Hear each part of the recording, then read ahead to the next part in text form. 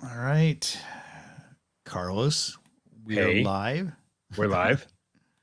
We're live. Wait, wait, How many wait, shows wait, have we been doing? And why is it every time in the beginning we still go, is this on? Like, is this the internet? wait. Just a second. Still, uh, Uh-oh. I was having trouble with it. It said, "Hey, your Twitter isn't connected." So whatever. Um, yeah. Every time, like I figured we would get this start going. You kind of have your little morning drive time DJ voice that kind of gets it going. I always do. It's right here. It's right here waiting. The Food Tech News Show is brought to you by Food Tech, a company that we don't have and doesn't exist. Acme Corporation. Acme Corporation and Food Tech and Tech Industries. And we're coming to you live from Seattle, Washington. Very rainy, which is very like on, brand for I like Seattle. it. I like this light drizzly stuff. I like taking walks in it. I do like the sunshine, so I'm going to be bummed around like October, November, and this perma rainy. But I kind of dig this right now. So For me, and I've said this on the show before, I love the rain. So let's bring on more rain. I'm fine with it. It's been so hot for the summer. Um, but yes, not enough about the weather. Let's talk about other news, which is food tech news. yeah, and this first story, I've been thinking and writing about the idea of smell-o-vision probably more than most people, which is a weird thing to think about. And this is a thing that's been people have been trying to do since the early 1900s. Actually, in the 1800s, people tried to do it in theaters, and in the 1900s, they tried to do it in movie theaters. And essentially, this pairing of smell with video entertainment. None of them have taken off because it basically worked like crap. But there's a company called Osmo that is working on understanding the world of smells and digitally recording them. And they are building an AI to essentially build out a map of the world of smells. It's led by a founder called Alex Wilchko. Looks like a Russian name. He's a Harvard trained ex Google with a PhD in olfactory neuroscience from Harvard. Like he just rolled out of the factory as the perfect person to start a smell AI company. Mm-hmm. And his company's principal odor map was created by their model. And apparently, this map has outperformed human panelists in predicting the consensus scent of molecules, which makes for a significant advancement in olfactory science and demonstrates that AI can predict smells based on molecular structure. And I think this is kind of a fun story. I think I would love to have like a TV I could turn on and watch a movie about like and someone walking through a jungle or through a downtown. Although I don't know, quite Jungle, honestly, maybe but not. yeah, I Yeah. don't know if I want downtown smells wafting into my living room. Yeah. No, I tell you one thing. For one, it's similar to a story we covered, I think, last week about calorie counting, AI and calorie counting. And there's a lot of research being done around all this food tech stuff. And you always wonder about how is the application going to work, right? So they're working on smell-o-vision, but how does that enter the workspace and how, the living space? How does it get to my TV? How does it go to the movie theaters? What are the companies that are building that thing to produce those smells? So while he's, and they are probably working on a lot of really cool technology around it, I'm all for it. But yeah, how do we deliver it, right? Good question. I think about 5 years ago, Roku, I think, filed a patent for possibly identifying smells in your house. So it was kind of a reverse smell vision. It essentially detect Roku? if you were, I think it's Roku or maybe TiVo. I think it's one of the two. Huh. And they would detect what you're cooking or what smells are wafting through your house. So if you like to make Indian food or Mexican food, it would detect that and then send a Wow. commercial targeted. So it's kind of a bit creepy. You know how you feel like you're talking about things and all of a sudden your iPhone or your Alexa starts sending you advertisements about a Yeah. product you've been talking with your friends about. I feel like this is an even creepier idea where they would basically say, "Hey, this person loves Mexican food. Let's send him some Taco Bell That's weird. advertisements." Yeah, and by the way, that already happens on our phone for sure. Like it already happens. Like you're talking about something and it shows up as like an ad somewhere or on your like, Facebook page. But I will say this. Um that's a creepier version where it's like, listening slash figuring out what you have. I wouldn't want that. I would want kind of what you said earlier is like I'm watching a movie. In this kind of age where we watch a lot of stuff on a computer or our phone, it's always fun for me. I think we talked about this too off podcast. Just sit down in front of the TV, the big TV that you paid for, and just watch a movie for a while. You know, just unplug in a way and experience this huge thing like Dune or something. And with that, Dune is a good example. The sand, right? Like you can smell the sand a little bit. You can smell the you know, the creepy caverns they're in or something. I think that would be amazing. If you've seen the technology that has the lights behind the TV, do you have that yet? No. It's really cool where I don't have it either yet, but I want to install it. It goes behind the TV and it follows what's happening on screen. So if you're in a dark red room in the scary movie, Got it. it Sets projects the red on mood. the wall. It sets the mood. Yeah. But it follows like the entire movie.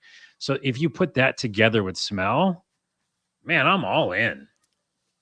The trick is creating some sort of technology that can do a multitude of smells rather than just like create, hey, a single smell of pine or whatever. Because you think about how, you know, the odor industry is a big one, right? Like you get candles and all these scents that are created, artificial scents that go into lots of different things. But to get something that essentially would be a multi smell printing device or kind of device that spits it out in the environment, that would be difficult. But getting back to this idea of detecting your smells in your house, I've thought a lot about, I think Sebastian Ruppli wrote an article for us a while ago about this idea of essentially a multi-sensor that would go into your kitchen that would be able to sense not only sounds, but also what kind of the humidity and pressure, and maybe just senses molecules. And as sensors get smarter and you get these multimodal sensors in your home, I think that's probably at some point going to come.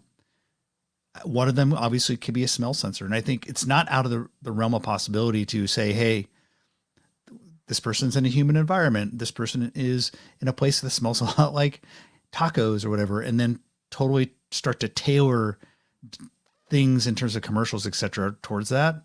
It's kind of creepy, but I think that's not out of the realm of possibility. And also I wonder, like, besides me making a purchase, like what is the upside for me to have that in my home? Right. I mean, it's upside for the advertisers is huge. The upside for me as a consumer is what? Yeah, I mean, the advertising aspects are creepy. It'd have to be sponsored or whatever. Maybe Amazon puts it in. Like, I mean, in a sense, I feel like the Amazon shows are kind of like a little bit creepy little sensors that are listening to audio in your house. But I think if you had a smart home multi-sensor in your home that could detect, for example, rapid increases in heat, for example, or, you know, certain types of, I don't know, gases, like, I don't know, maybe you have like methane in your house. I don't know. But there's obviously safety implications that I think could be tied to smart home. Yeah. I don't know. I think there's lots of things you start to think about. Hey, this could be something that could add to like a smart home type of experience and living style. Yeah. I mean, I definitely feel like it is part of the words smart home, right? That it makes a lot of sense. I would say that if you put it in your refrigerator, maybe it could like tell you when food goes bad. You're like, hey, listen, you got some bad eggs in there. Better get them out of there. Or those dishes in the back. You know, we always have that one dish. Yeah. You know, like, And there are smart refrigerators. I know Amazon has a patent on one that essentially is putting a gas sensor in your house, in your fridge. And a lot of it is gases emit from food that expires, and they could kind of detect where it is in the life cycle. So I think that's one obvious application. I haven't really seen a commercial rollout of that. There's been a couple. I know I was going to say. Trying to create essentially what are next generation food storage devices. We've seen a lot of fridges at all these shows, and I've never seen that fridge yet. Right. So. Yeah. Mostly ones with cameras, if you're going to get any sort of sensors, a vision sensor. But before we leave this story, though, I was reminded of when I looked at it about the stickers. Do you remember the scratch off stickers that you would smell? Mm-hmm. And us who are older, you know, the younger people might not know, but like it was a huge deal. And I even had a sticker book, which is so weird to me now to think about that, where I collected stickers. I guess that's kind of cool now, actually. And a lot of those stickers that I collected were scratch and sniff, and they lasted forever. Yeah. And I remember like pizza and root beer, and I would just be like smelling it. And they smell great. There was John Waters, I think it was John Waters had a movie, I think in the 80s, where he essentially created a movie and had a strip, essentially a scratch and sniff. And so it actually guided you when to scratch during what scene to scratch, and you could get the smells of the different Yeah, scenes. Very kind of old school scratch and sniff, but I think it was a kind of fun experiment. It seems like a John Waters thing to do.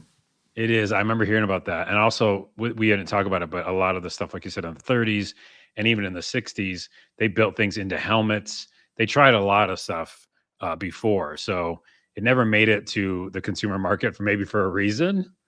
And so that's a question. But I do think like digital reproduction of smells would be an amazing addition to the world of VR. Imagine being yeah, in an immersive experience in a virtual reality headset, and then you're in a certain city and you're walking down the street, and as you pass these restaurants or whatever, I think you could just imagine how immersive that would be. yeah. Well, we'll see. Very cool.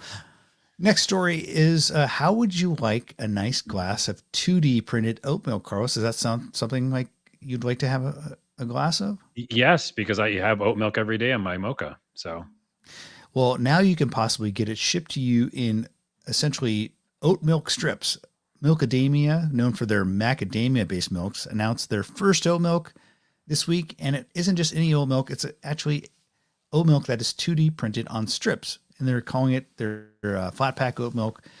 Essentially, it is milk paste printed onto flat sheets using a proprietary 2D printing process. And then each sheet can be put into water that soaks overnight. In the morning, you have a glass of milk, or you can instantly blend it and have an instant beverage. And so it sounds kind of weird. You might ask why they're doing it, but I think in terms of if you know how much CO2 is emitted, how much plastic waste there is around bottled beverages, I hmm. think this makes a lot of sense.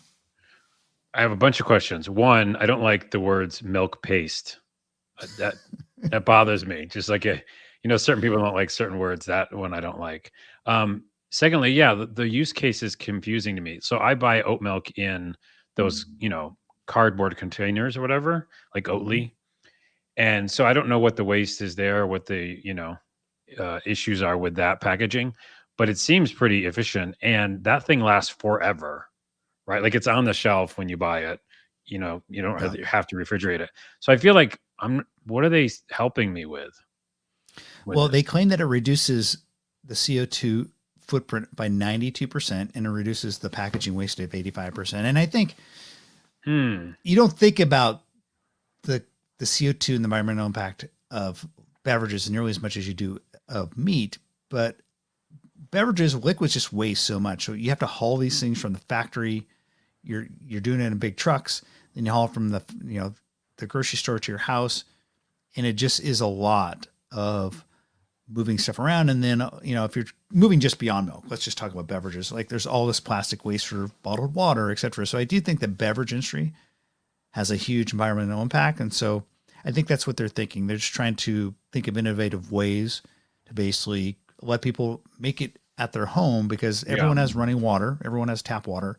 So why wouldn't you just essentially deliver the concentrated version of oat milk to your house and you can make it at home? The only way I'd do it though is with a blender because I'm not putting anything in my refrigerator overnight. Come on, come on. This this is an immediate, modern society where we need things right away. And I wake up in the morning, I'm going to make a mocha, but I didn't put the stuff in last night. It's never going to happen. So it had to be, yeah, I put it in my blender with like my own coffee or something. Maybe what they need to Maybe. do is sell it to Starbucks, Yeah, right? I mean, if they could do it in large quantities, to do it in the stores, are you thinking more like, hey, this could be a Starbucks product you buy? No, I meant like they could do it like they could use that to save all that stuff on the waste or Yeah, whatever. They could just be like, "Hey, Starbucks, you no longer get the like containers.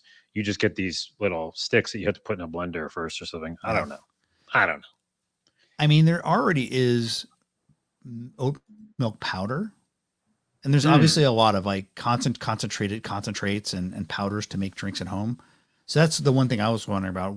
Why 2D printed strip of oat paste when you could Yeah. basically say, hey, you could send me a little scoopable powder to make my oat milk. I've seen that at Costco. Yeah. And we've all bought an energy drink. I buy these hydration packs where you can basically put hydration powder into your glass of water and then you make it. So a lot of us are already mixing little beverages at home.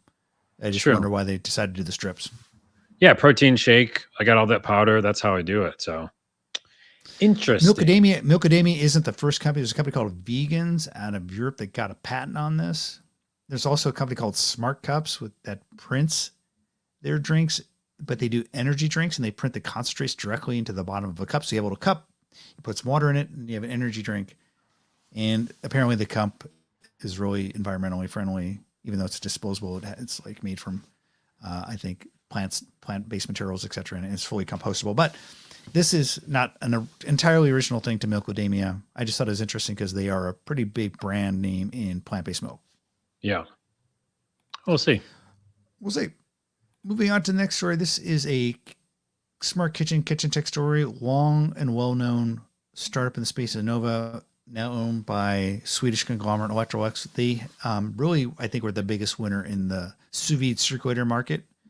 They were acquired by Electrolux, I think, in like 2019 or something like that, 2018. Anyway,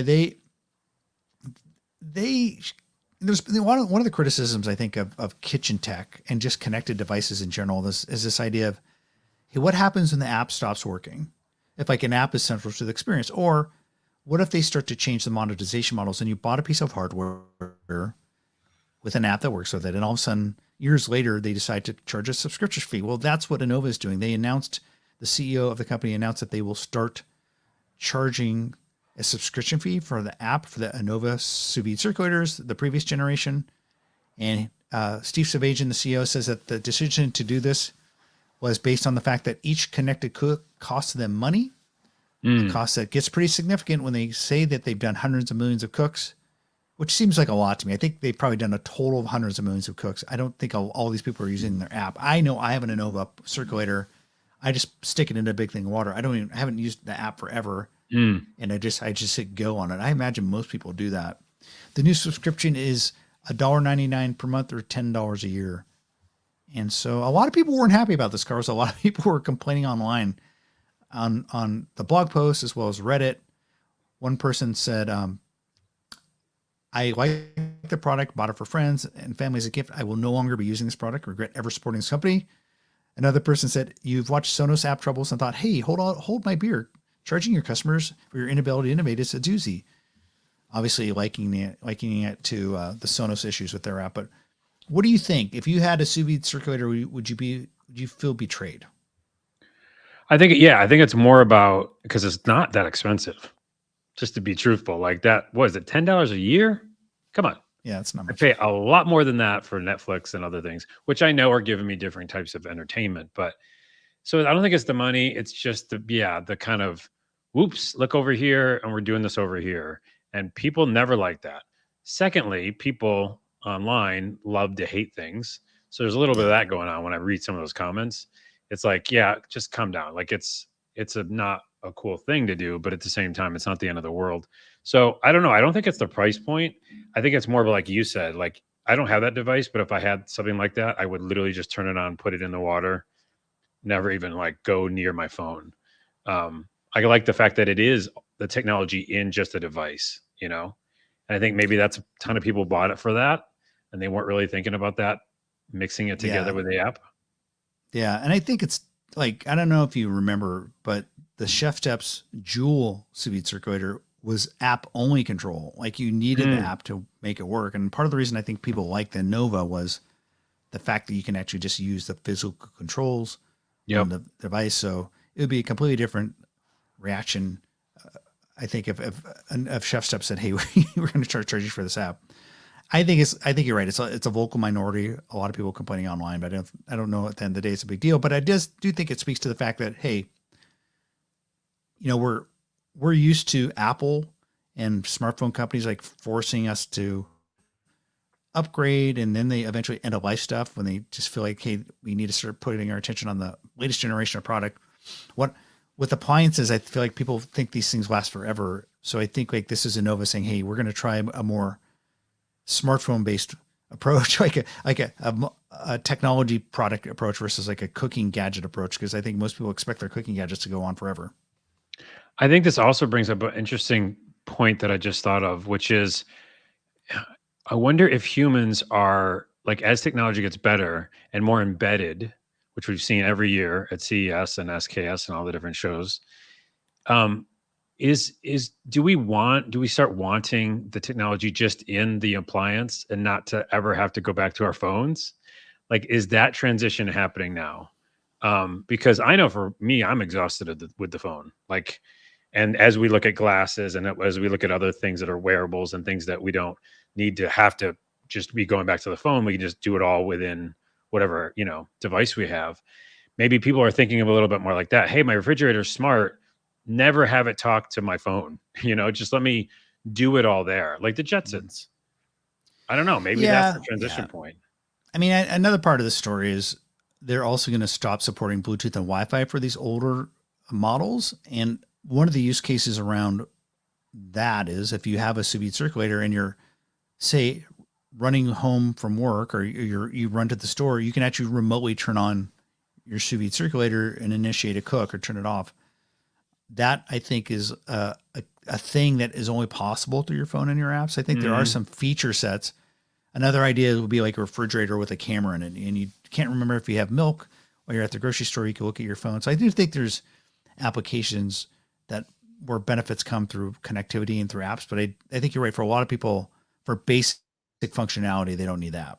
Yeah, it depends on what you're using the device for. Like if it's just like straight cooking, the refrigerator and talking to your phone. But again, in the future, that will probably just be your glasses. You'll be like, what do I have what's in the fridge? That's how you do it. Last story of the day is about a new robot. I needed to throw a robot in here, story in here for Carlos. There's a new humanoid robot out of China called the S1 robot, launched by Stardust Intelligence. Well, I'm all in if it's a Starbucks robot. It's Stardust Intelligence, and they've made a robot with a human-like upper body structure mounted on a wheel base. And there's a video. I don't know if you got a chance to watch a video. Mm-hmm. It sees the robot giving cat food to a cat and serving tea in a cup. And it can play musical instruments as well. Like, it seems like it does a lot of things. Every time, every month or so, we see a new humanoid robot. It seems popping up. And every time in the videos, they're doing something with food. Yeah. So this one definitely seems like it could be interesting if we're looking at that humanoid robot that works around the house, makes us a cup of tea. What'd you think? Yeah, it was making waffles and coffee. I'm all in. Are you kidding me? That's a perfect morning. The robot is making coffee and waffles and just gives it to me, and I wake up and it's there. Again, it's always the footprint of the robot. Like in my little teeny studio apartment, it's not happening. You know what I mean? Even though it has a wheelbase, which is nice and easier to move around, it's going like 5 feet before it hits something, or 2 feet. So yeah, it's just, again, how do you make it cost efficient? How do you have it move around a house and not just fall over? I don't know. I want this thing. I watched Sunny, the show Sunny. I want that robot. But I don't know how it happens. I don't know when we get there cost wise and just like functionality wise. Like this thing was jumping around and doing all these cool things, but like, can it do that in houses? Like, what is its proximity thing? It was doing kung fu. Like it could be home defense robot, and then serve you a meal right after it beats up the perpetrator. So, wait, will you have one? Do you want one? If it worked that well, it depends what the cost is. But I mean, I am watching Sunny too, so it's a little bit creepy, this idea of like a humanoid robot. But I do think it'd be fun to have one. Yeah, we never talked about if you would actually say yes. It sounds better than the Apple one that's essentially is an iPad standing on a table. It sounds like an iPad on a table is something we can already have. No, this is cool. I said this was the last story, but I want to move on to a new story real quickly because I want to get your opinion. Did you see that Chick-fil-A is announcing a streaming service? I did not see this at all. Yeah, they've been roundly mocked. Like Chick-fil-A is essentially announced that they're going to be doing a streaming service for family-friendly, mostly unscripted original shows. And they're in talks to acquire and license content. They're talking about doing game shows and reality TV shows. And it just sounded like it's gotten so roundly talked about and kind of mocked online. I think, and what was funny is some of the its competitors, their social media accounts have just made hay with this. It's been pretty funny them getting mocked by it. So anyway, I just thought it was such a weird thing. Like a food company, a fast food company is talking about doing a streaming service. It is very weird. Now, when you said family friendly, I'm a little confused. Now, Chick-fil-A is owned by, what is it again? I think they're similar to Hobby Lobby in that they have, I think, essentially Christian-based owners. So I think that they are closed on Sundays, so they do they kind of present as a family values, Christian-centric organization. So for some reason, they think that they also now have to do Christian content. I think they're always family friendly. That's what I was getting at. Yeah, that's the low-hanging fruit there, the elephant in the room. They just want to maybe promote more of their message, and they're going to do that through streaming. I mean, I don't know. It does seem like people love the sandwiches. The sandwiches are good. The brand's been growing a lot. Does that then make you, maybe there's some ways to cross promote? You buy a sandwich, you get a month free of like your subscription or whatever. Oh yeah. You get on like there's probably these cross promotions you can do. I think like an obvious thing is to do content about like inside Chick-fil-A. Like, hey, here's the life of a Chick-fil-A worker. That'd actually be kind of interesting. I would probably watch that. I'm just wondering if why Chick-fil-A feels like they need to do a full streaming service. It's very weird. By the way, that documentary on Chick-fil-A could just be on YouTube, so I don't need to pay a streaming service for that. I don't want any family friendly. Sorry, I don't have a family at this point, and I'm not looking for family friendly content that I would pay for in a streaming service. And if they just do deals with other companies, that content's everywhere else. So I don't know why they would do this. It's weird to me. It's weird. Yeah. So you're not going to be subscribing. You will. I'm not subscribing, but I'll have the sandwiches. But what if you get a month free with your chicken sandwich? I'll take it, I guess. What do you want me to do? Not take a free thing? I'll take it, and then I'll not subscribe at the end of the month. All right. Now I want Chick-fil-A though. I know I just said maybe I don't need their family friendly service, but I definitely like their sandwiches. Little pickles on them. Sandwiches. I feel like they're overrated. They're good. I didn't say they're great, but I really like them. Well, they just came to Washington State, I think, a couple years ago, and the lines are ridiculously long. Yeah, and I just didn't get the excitement because I went and had one, and it seemed like it was like this warmed over chicken sandwich. Wasn't special. Warmed over? You got a bad one. Now, compared to like Kentucky Fried or like even like McDonald's, I don't know if it's much better. Popeyes too. I think we have one or two Popeyes, not too many of them, I don't think. But yeah, I think maybe we don't have any Popeyes. But I like the spicy chicken sandwich with the pickles. I'll eat that any day of the week as long as it's fresh. No, you got a bad one maybe. And again, it's not a great sandwich, but it's very good. And I'd put it alongside anything else I would get from fast food. Okay. But yeah. Anyways, this has been the Chick-fil-A review. Yeah, this Chick-fil-A review. And that's marks the end of our podcast. And anything else, Carlos? Any final parting words? Yes, please. Everybody go to our YouTube channel and subscribe. We have tons of videos, news shorts, podcast clips from a podcast like this one right here you're listening to or watching. And you can get little snippets. You don't have to watch the whole thing if you don't want to. You can just get a little clip of Mike saying something funny or me saying something maybe funny. And then also go to our Twitter. We still are on Twitter /X, Instagram, and where else? TikTok. So check us out on those social channels, please. TikTok. And we're not on Friendster anymore. We're not on Friendster or MySpace, but we might be going back to MySpace. I'm going to make it happen. All right. Thanks, Carlos. All right. Thanks. Bye. Bye.